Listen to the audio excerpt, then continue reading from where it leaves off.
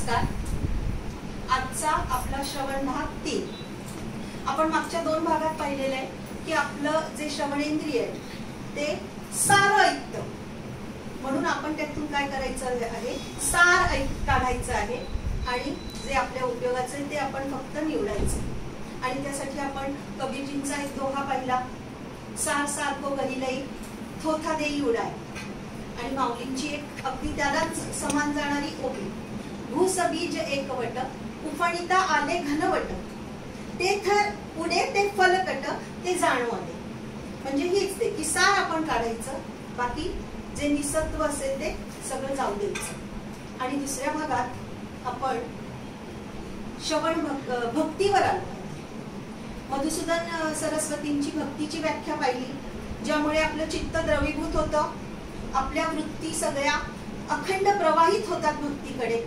आणि मग आपण नवविध भक्तीची पहिली पाहिली म्हणून श्रवण भक्ती पाहिली.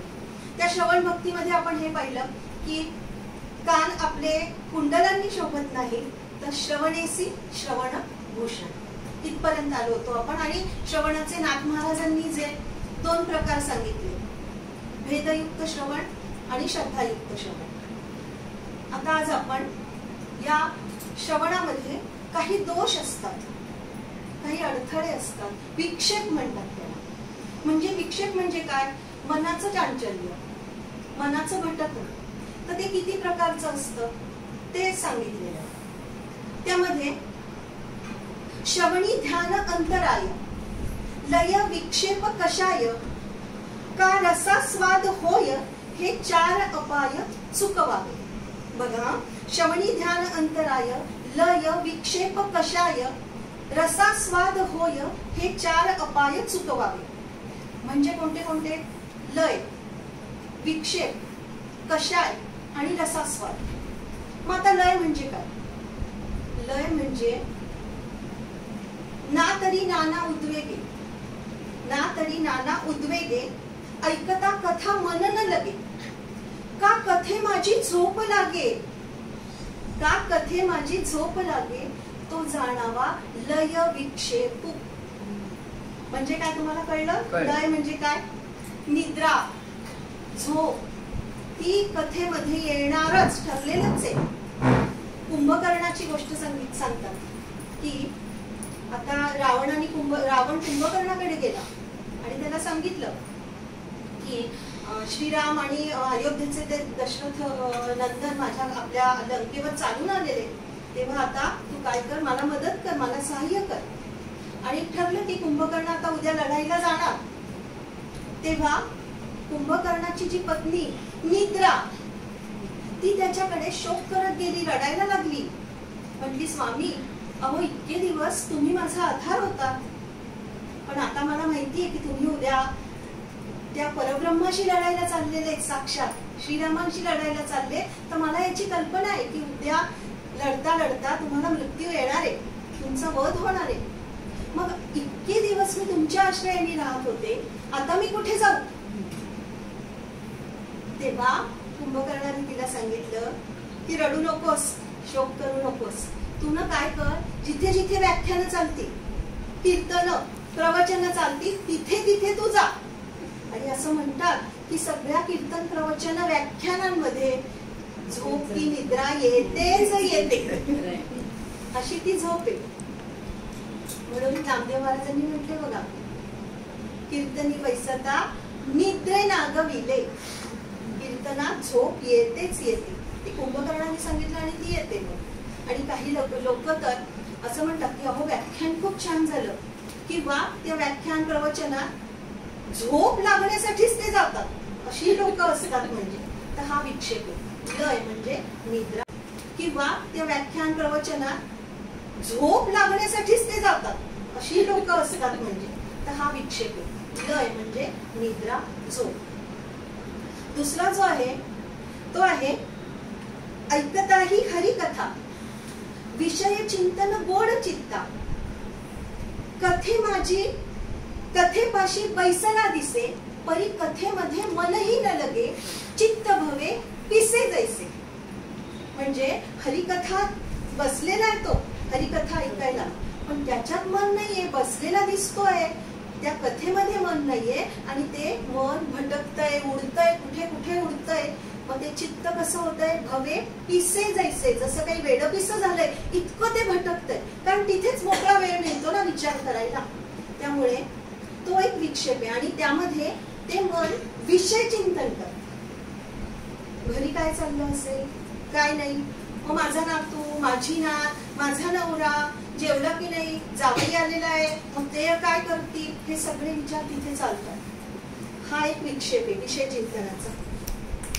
त्यानंतर होतं ते कशा, हा,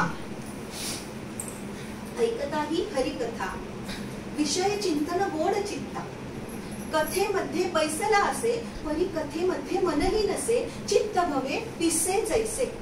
कसं होतं की ते हरिकथेमध्ये बसलेलं आहे, पण मन मात्र सगळीकडे भटकत असतं आणि ते चित्त सगळं पिसा, वेड्यासारखं, वेड लागल्यासारखं ते चित्त भटकत. किती नानाविध प्रकारचे विचार, मला तर वाटतं 1001 विचार तोपर्यंत आलेले असतात. तर तो एक विक्षेप सांगितलेला. त्यानंतरचा जो आहे तो कषाय. कषाय म्हणजे काय, कषाय म्हणजे एक काय म्हणतो ना आपण, गेरूचा रंग असतो बघा तसा. तर कलुषित असा, कलुषित झालेला. श्रवण ध्यानी बैसल्या पाठी, श्रवण ध्यानी बैसल्या पाठी, सगुण निर्गुण पडे नुठी, सगुण निर्गुण पडे नुठी, निळी पिवळी पडे दिठी, निळी पिवळी पडे दिठी, गुणक्षोभ त्रिपुटी कषाय. म्हणजे कथाकार, कीर्तनकार खूप सुंदर वर्णन करतोय. आता हरिकथा चाललेली आहे, तर श्री हरींचं वर्णन चाललेलं आहे की गळ्यात त्यांच्या वैजयंती माला रुळते आहे, वक्षस्थळी तो कौस्तुभमणी विराजित आहे, ते हातामध्ये, चारही हातांमध्ये शंख, चक्र, गदा, पद्म आहे आणि मुद्रा अत्यंत सस्मित आणि प्रसन्न अशी आहे. मकर कुंडल कानात शोभत आहे. तर आपल्याला ते सगुण रूप डोळ्यासमोर यायला पाहिजे ना. श्रवण करतोय आपण, तर श्रवणाने पुढे डोळ्यासमोर ते ध्यान लागायला पाहिजे. तर ते सगुण रूप येण्याच्या ऐवजी निळी पिवळी पडे दिठी, दिठी म्हणजे दृष्टी. आपल्या दृष्टीला काय काय दिसतं, तर निळे, पिवळे, लाल रंग दिसतात. आपल्याला वाटतं वा किती छान मला रंग दिसले, पण ते रंग नसतात, ते गुण, गुणक्षोभ त्रिपुटी कशा, ती गुणांची म्हणजे आपल्या त्रिगुणांचे ते रंग असतात. तर असे ते रंग दिसायला लागतात आणि आपल्याला असं वाटतं की म्हणजे भटकतोच की नाही आपण, आणि आपल्याला वाटतं वा आपल्याला भौतिक परमात्म्याचं दर्शन झालं, पण तसं नाही. तर तो एक विक्षेप असतो. आणि नंतरचा आहे रसास्वाद. रसास्वाद म्हणजे हावभाव कटाक्ष गुण, सुरत गुण निरुगुण निरूपण, सुरत गण निरूपण, तेथ ज्याचे श्रवण, रसस्वाद त्याचे नाव.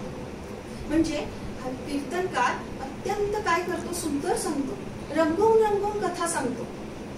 ती काय होते की कधी कधी कथेकरी, कीर्तनकार ती रंगवायला जातात आणि रंजकता त्यामध्ये जास्त येते. मग नेत्र कटाक्ष होतात, हावभाव करतात आणि मग त्यामध्ये तसा रस उत्पन्न होतो, श्रोताही त्यामध्ये तल्लीन होतो. पण तो त्याच्यातला नाथ महाराजांनीच विक्षेप सांगितलेला आहे. मग बोध राहून जातो ना, बोधापर्यंत येत नाही, मुद्दा कधी कधी भरकटू शकतो. म्हणून नाथ महाराजांनी रसास्वाद हा सुद्धा श्रवणामधला विक्षेप सांगितलेला आहे, अडथळा. मग हे सगळे दोष, हे अडथळे, हे विघ्न, हे सगळे दूर करण्याचा प्रयत्न करून ते जे श्रवण होईल ते श्रवण. आणि आपण 2 प्रकार पाहिले श्रवणाचे. आता मी 3 प्रकार सांगते, म्हणजे मी जे निरीक्षण केलं त्याच्याबद्दल. एक असतं सहज श्रवण. सहज श्रवण काय असतं की आपण कुठेतरी जात असतो, रिक्षेने म्हणा, कुठे कधी, आणि पटकन मोबाईलवर किंवा त्या रिक्षेमध्ये गाणं वाजतं एखादं, ते गाणं आपण ऐकतो आणि पुढच्याच क्षणी गुणगुणायला लागतो. बघा ऐकायला येतं की नाही, पटकन गुलाबी साडी आणि लाली लाल, पटकन गुणगुणतो की नाही. तसं एकदा म्हणे एक साधू नदी किनारी बसला होता आणि समोर नदीवर एक बगळा चोचीत पाणी घेत होता आणि तो चोच, ती पाणी घेऊन तो चोच एका दगडावर घासत होता. तर ते साधू तो म्हणतो की अरे घस घस घसी और ऊपर डाले पानी, तेरे मन में क्या है वो बात मैंने जानी. तो साधू म्हणतो आणि तेवढ्यात तिथून एक राजा चाललेला असतो, तो ते ऐकतो. आता त्या साधूचं काय, तो साधू म्हणतो आणि तेवढ्यात तिथून एक राजा चाललेला असतो, तो ते ऐकतो. आता त्या साधूचं काय म्हणणं असतं की अरे मला कळलं हा बगळा का तसं करतोय, सारखा चोचीत पाणी घेतो आणि ती चोच दगडावर घासतोय का, तो तुझ्या मनातलं मी ओळखलं. तुला काय करायचंय, त्या पाण्यात कोणी मासा दिसा तर नाहीये ना, तो तुला शोधायचा आहे, तो तुला ते भक्ष्य तुला गिळायचंय. तेरे मन में क्या है ये बात मैंने जानी. तो राजा ते ऐकतो आणि पुढच्या क्षणी तोही तेच म्हणायला. झालं असं की दुसऱ्या दिवशी राजाकडे राजाची न्हावी दाढी करायला न्हावी येतो आणि तो न्हावी काय करतो, त्याचा तो वस्तारा असतो ना, तो त्या पाण्यात बुडवतो आणि तो असा घासायला लागतो. तो राजा पटकन म्हणतो घस घस घसी और ऊपर डाले पाणी, तेरे मन में क्या है वो बात मैंने जानी. तो पुन्हा घेतो, वस्तारात पाणी घेतो आणि पुन्हा ती वस्तारा घासतो. पुन्हा राजा तेच म्हणतो. तेव्हा तो चपकतो की राजा का असं म्हणतोय की तेरे मन की बात मैंने जानी. तो म्हणतो, पटकन तो राजाला म्हणतो की राजे साहेब, अहो तुमच्या मनात काय आहे, मी काहीच गुन्हा केलेला नाहीये. तेव्हा राजा म्हणतो काय झालं, काय नक्की काय झालं. तेव्हा तो म्हणतो की अहो हा माझा कट नव्हता, हा तर प्रधानाचा आणि राणीचा कट होता. म्हणजे त्या वस्ताऱ्यांनी त्याला त्याची शीर कापायची होती, तर याच्यात माझा काहीच दोष नाहीये, मला त्यांनी सांगितलं म्हणून मी तसं करणार होतो. आणि राजाचा जीव असतो. हे झालं सहज श्रवण. सहज आपण पटकन गुणगुणतो म्हणतो ना, सहज श्रवण. दुसरा प्रकार आहे लक्षपूर्वक श्रवण. आता लक्षपूर्वक श्रवण मध्ये हेच की हे जे पहिले जे विक्षेप सांगितलेले आहेत सगळे ते निवृत्त करायचे, त्यांचा त्याग करून जे श्रवण घडतं ते लक्षपूर्वक श्रवण. त्याच्यामध्ये जे प्रतिबंध ते पुन्हा तेच विषयासक्ती आहे, कुतर्क आहे, दुराग्रहीपणा आहे, विपरीत दुराग्रह. विषयासक्ती म्हणजे आपण किती आता बघा ना कसं असतं की आता मी ना घरी जाऊन गुढीपाडवा आलाय, मग तो चक्का बांधे, मग मी त्याचं श्रीखंड करीन. फक्त श्रीखंडच नको, यांना माझ्या ना आम्रखंड पण आवडतं, मग मी आम्रखंड पण करीन. असं हे आपलं सतत विषयाचं चिंतन सुरू असतं. तर तो एक प्रतिबंध. कुतर्क म्हणजे जो समोर कथेकरी काय सांगतोय त्यापेक्षा आपल्याला आपली बुद्धी असते ना, त्या बुद्धीने आपण तर्क कुतर्क करत असतो तो.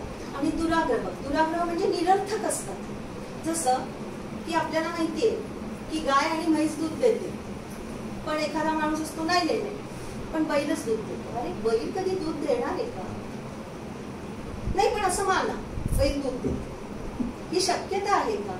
हे दुराग्रह झाले ना, निरर्थक आहे ना. तर हे सगळे प्रतिबंध टाळून त्याचा त्याग करून जे श्रवण होतं ते लक्षपूर्वक श्रवण. आणि तिसरं आहे ते परिणामी श्रवण. परिणामी श्रवण म्हणजे काय असतं, तर गुरूंच्या मुखातून तो शब्द उच्चारला गेला. कोणता शब्द, तत्वमसी, अहम ब्रह्मास्मी, हा शब्द उच्चारला गेला आणि शिष्याकडून त्याचं श्रवण झालं की ते तत्क्षणी त्याला मोक्षाची अवस्था प्राप्त होते, त्याला समाधी लागते. ते आहे परिणामी श्रवण. पण त्यासाठी विवेक, वैराग्य, मुमुक्षता, शमदमादी सगळी साधनं आणि मुळात श्रवणाचं मनन, चिंतन, विधिध्यासन या सगळ्या पायऱ्यातून तो शिष्य जेव्हा जातो तेव्हा त्याचा तो अधिकार निर्माण होतो. आणि मग गुरुमुखातून जे वाक्य निघालेले ना त्याला ती मोक्षाची अवस्था प्राप्त होते. आणि मग ती जी अवस्था असते ना ती कशी असते माहितीये, गुरु काहीच बोलत नाही, शिष्य पण काहीच बोलत नाही. गुरुस्तु मौनम व्याख्यानम शिष्यस्तु छिन्न संशयाः. तिथे मौनातून सगळं चाललेलं असतं. परब्रह्माची ती अनुभूती, परमात्म्याची ती अनुभूती मौनातून चाललेली असते. पण हे सगळं करण्यासाठी त्या तत्वम असी, अहम ब्रह्मास्मी या शब्दाचा उच्चार करणं ते महत्वाचं असतं. आणि त्यासाठी पुन्हा श्रवण हे महत्वाचं. कसं हे परिणामी श्रवण. आणि परिणामी श्रवणासाठी अत्यंत अधिकारी पुरुष लागतो. हा अधिकारी पुरुष लागतो म्हटल्यानंतर इथे कथा येते ती परीक्षिताची. परीक्षिता आपल्याला माहिती, परीक्षित राजा भागवतामध्ये आलेली. पण मला असं वाटतं की आत्ता जर मी ती कथा सांगितली तर आपला फार भाग विस्तारित होईल. तर ती कथा पुढच्या वेळेस सांगेल किंवा त्याला जाणारी समांतर जाणारी तशी दुसरी कथा सांगेल. तर आज इथे थांबते. नमस्कार.